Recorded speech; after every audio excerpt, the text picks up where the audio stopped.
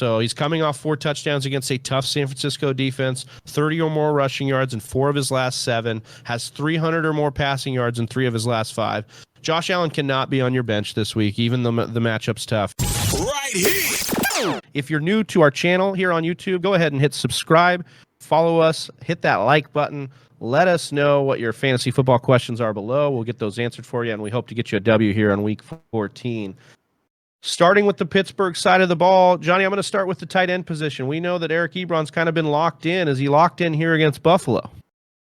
Listen, the tight end landscape has been abysmal this year. Absolutely abysmal. I do believe that Eric Ebron will be on a lot of championship rosters this year because you were able to pick him up off of waivers later on in the year, and he's really come through over the last few weeks. He's really come on strong, and then you've seen what he's done back-to-back weeks. He's had 11 targets in back-to-back games. The Steelers continue to throw the ball. Even in neutral game script, they want to throw the ball, and Ebron seems to be one of the big beneficiaries of that, right? Then you look at this matchup. Bills have given up the 7th most touchdowns to opposing tight ends, while also allowing the 2nd most receiving yards to the tight end position. I do believe that Eric Ebron should remain in your lineup this week and in the future in the fantasy playoffs. He will be on a lot of champion rosters. Awesome. I'm going to keep it with pass catchers here and kick it over to this talented trio of wide receivers that Pittsburgh has. How do you see this shaking out? Are you good with starting all 3? Buffalo's secondary has been had a lot this year. We could see a shootout, a sneaky shootout here on Sunday night. Yeah, and I think if you've got Diontae Johnson, Juju Smith-Schuster, or Chase Claypool, you can fire any one of those 3 up with confidence. And I would rank them in that order: Diontae Johnson, Juju Smith-Schuster, and Chase Claypool. Diontae Johnson has recently turned into a bona fide back-end wide receiver 1, seeing 52 targets over the last 4 weeks. It's fun. I've been looking at Diontae Johnson as he's been progressing, and but when you take out the last game, it was 50 targets over the last 4 weeks. And then if you take his most recent, it even goes up 52 targets over the last 4 weeks. He's been seeing even more opportunity. He's been the number 5 wide receiver over the last month. And this is still a really young playmaker for the Pittsburgh Steelers. I think his role is only going to get more entrenched and his skill set only improve. Juju Smith-Schuster's had not a great year, but a better game than I think a lot of people would expect. Back-end wide receiver 2, high-end wide receiver 3. Pretty consistent. The majority of the time, he's getting you double-digit fantasy points. He only has 5 games this year of single-digit points. Number 20 wide receiver PPR, 26 standard. But his target low for the entire season is just 4. But he's not a ceiling play like we thought that he could have been. He's broken 100 yards not once this season yet. And so just keep that in mind as you're going forward. The ceiling play is Diontae Johnson. Now, Chase Claypool, though, has some upside from the touchdown perspective, but he really is becoming more of a touchdown-dependent wide receiver. He hasn't broken 60 yards in the last month. Saw a 44% snap share last week, lowest since week 2, and now he's a little bit sick. So temper expectations on the Chase Claypool side. If you had to start him, though, I don't hate it, but I'm feeling really good about the other 2, especially Juju Smith-Schuster and Diontae Johnson, Travis. One other thing I'll add to Austin's thing there, Buffalo Bills love to give up fantasy points to slot wide receiver. You saw Cole Beasley last week just eat them alive. I do think Juju has a very nice day this week. Look, we have 3 great wide receivers. We got 1 great tight end. That means we should kind of like what Ben Roethlisberger could be able to do here, Johnny, against Buffalo. Once again, the over-under, one of the higher ones, not a super high over-under, but definitely, looked at the weather forecast. This is going to be a clear game. How do you feel about Ben this week? I think that you're good. You're okay. They are giving up. Buffalo is giving up the 7th most fantasy points to opposing QBs. So in the streamable area, I will say that Big Ben has thrown 2 or more touchdowns in all but 2 games this season. So I do think his floor is relatively safe.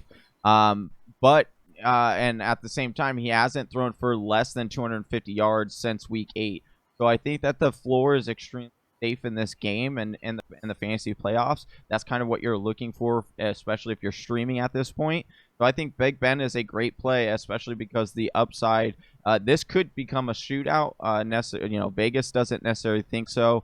And I've been talking to my guys here. They don't necessarily think so, but it does has that potential. So I do think that Big Ben is a solid floor with a tremendous upside this week. So I don't mind streaming. Maybe the player with the most upside on the roster for this fantasy football week is James Conner. I mean, prior to the COVID absence, he had steady workhorse numbers. It was averaging 17 touches per game. Only 2 of his last 7 games has he fallen under 12 PPR fantasy points. And then this game against Buffalo, like this matchup is great. 9th best matchup against running backs, 19.4 points per game allowed, and 140 all-purpose yards per game on average, and nearly a touchdown on average given up to running backs. So James Conner, if you need a little bit of confidence after the absence, you can fire up James Conner. He's back just in time for the playoffs, so you're really excited about that. On the other side of the ball, we have the Buffalo Bills, Johnny, and from James Conner's ultra confidence to a lack of confidence in these running backs here, Devin Singletary, after the Zack Moss kind of benching, looked kind of, like he had a little bit of pop against San Fran. Enough to trust him against this vaunted Steelers defense? Not enough to trust him against Pittsburgh. They've given up the 6th fewest rushing yards allowed and only surrendered 8 total touchdowns to running backs this whole year. And with this going back and forth, yeah, you saw it. You saw Zack Moss fumble on the goal line, and that just continued the streak of he's only had more than 11 touches twice this season. So I'm staying away from Zack Moss now. The only reason I was playing him is because he had that touchdown upside. And if that, is hindered in any way, then you take him off the board, and then you're looking at Devin Singletary. He's had 14 or more carries in back-to-back weeks, but again, you're not getting that touchdown upside. You still being, split between Zack Moss. It could still get some of that. You have Josh Allen getting some of that. So in the fantasy playoffs, I try to get the pieces that I know can give me a solid floor and have the best potential upside and ceiling, and I don't think Zack Moss or Singletary has it this week in this matchup, so I'm looking to stay away. For that reason, you are out. I think Stephon Diggs is a guy with a great floor, solid ceiling as well, like great ceiling as well. Austin, is there something there for Diggs to be concerned? I mean, we did just watch Pittsburgh bracket the heck out of Terry McLaurin, kind of shut him down last week. Are you concerned with Stephon Diggs this week? You talk about how good Stephon Diggs' ceiling is and how good his floor is, and his consistency might be the number one quality Stephon Diggs brings to the fantasy field this season. His lowest total this season is 7.4 points and half points PPR. He's gotten single digits just twice. It's kind of crazy that he's the number 12 wide receiver, number 5 PPR. I would think he'd be even higher than he actually is, given it's just double-digit performances, one after the other, 100-yard games, like all the time. He's got 4 of them on the year thus far. Given his role on the team, I'm not going to be benching Stephon Diggs. And if I look a little closer at the Pittsburgh defense, Joe Hayden, who leads the Pittsburgh Steelers secondary in yards per route run, so he is their best cornerback from that perspective. He dominates the left side of the field 91% of the time. That's where he hangs out. But Stephon Diggs moves around a lot and actually spends the fewest amount of his snaps on the left side at just 29%. So because of how versatile they make Stephon Diggs and because of how locked in Pittsburgh's defense traditionally remains, I feel really good about Stephon Diggs' opportunity of grabbing a big play or them just trying to force production through his massive overload of targets that he normally gets. And, the other wide receiver to keep in mind, Travi, would be Cole Beasley.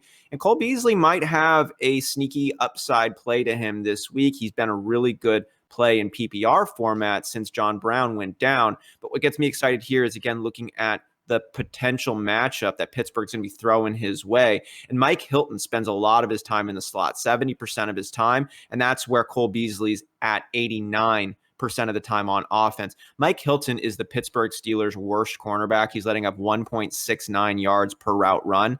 This is, for perspective, it's in the green. It's a nice matchup for Cole Beasley. So it could be a sneaky matchup despite Pittsburgh's overall lockdown number 1 ranked pass defense. I would not be surprised if Cole Beasley saw 10 to 11 targets in this game. If you're looking at the way Pittsburgh attacks you, they put a lot of pressure on the quarterback, and Beasley has just been this target monster for Allen when he needs to soak up and move the chains. and it's just worked out really well for him. So speaking of Josh Allen, look, I know this is a tough matchup, the worst possible matchup you could get in the fantasy playoffs right now. 13.6 points per game, only 17 passing touchdowns allowed all season, 0 quarterback rushing touchdowns allowed. That's a big one for Josh Allen because we know that's how he gets a lot of his upside here. But this game still has a top 5 over-under per Vegas. You know, Johnny alluded to a sneaky shootout upside here. We have that. And look, Josh Allen is himself a top 5 option at the position. So he's coming off 4 touchdowns against a tough San Francisco defense, 30 or more rushing yards in 4 of his last 7, has 300 or more passing yards in 3 of his last 5. Josh Allen cannot be on your bench this week, even though the matchup's tough. His upside is too tremendous in this one. Hey, you made it to the end of the video. If you like what you saw, go ahead and click subscribe. And if you want to watch more fantasy football content, check out one of these videos.